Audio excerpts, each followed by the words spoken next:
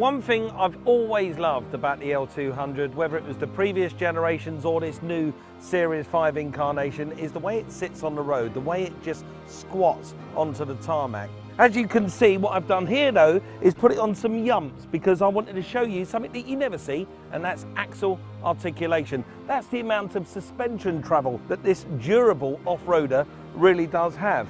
And one of the things that's really interesting about doing this is now this wheel is hanging in the air, another system will take over, and that's the Super Select four-wheel drive system.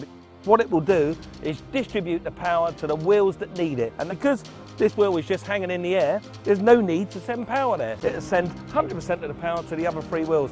And to demonstrate that to you, I have to get in the woods and get muddy.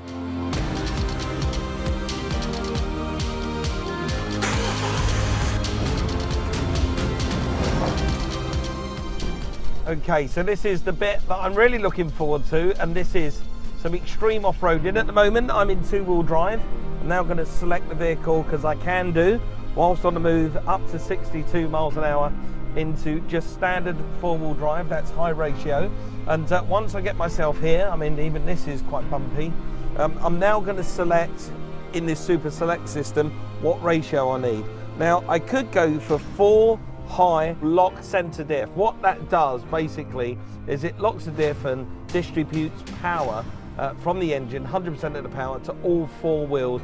But for the sake of this being extreme off-roading, you don't need to go fast at all. So I've put it in low ratio, and looking at it straight away, it's quite well, this ain't going to be easy. I'll tell you, for any vehicle. First thing I'm facing is about ½ a metre of water. Nothing's leaking inside the vehicle, which is great.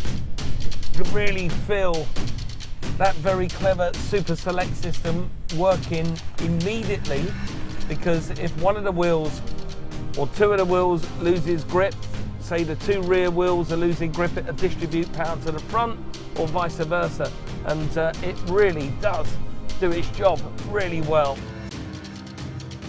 And this is real nasty stuff. I certainly wouldn't want to be outside walking in it.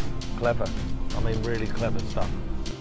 I'm actually riding over ruts at the moment, and you would expect you would hear boulders and rocks and everything being dragged underneath the car, but because it's got such good ground clearance, no problems at all. And if you think all of this stuff in this car is slightly unnecessary, you know, where are you ever going to use it? Think again, if you're a builder and you go onto a building site, and once you're on that building site, there's, you know, somebody who's dug an inspection pit for a new foundation, or it's just muddy, then this vehicle is going to be perfect, isn't it? Because you ain't going to lose money because you're stuck on some building site, you can't get on and do your job. You're just going to be able to get through whatever you need. This is wicked. Oh yeah, lovely, look at that. Full axle articulation. This is really nice. And they've got it exactly where it should be. It's got the right dynamics when you're driving it on the road, on the smooth stuff, and now I'm in the real rutty stuff. It's amazing. Right then, they've told me I'm going to be faced with an incline that's over 45 degrees. Yeah, I mean, most people will get daunted when they see something like that, but actually I'm feeling excited. I think it's going to be nice and easy. Go, climb on, up, it's over, brilliant, absolutely brilliant, and down the other side, looks terrifying because you can't see the ground in front of you,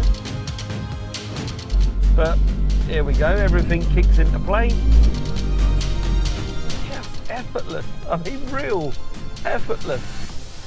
I really do think I could just point this truck in any direction and go and conquer the world.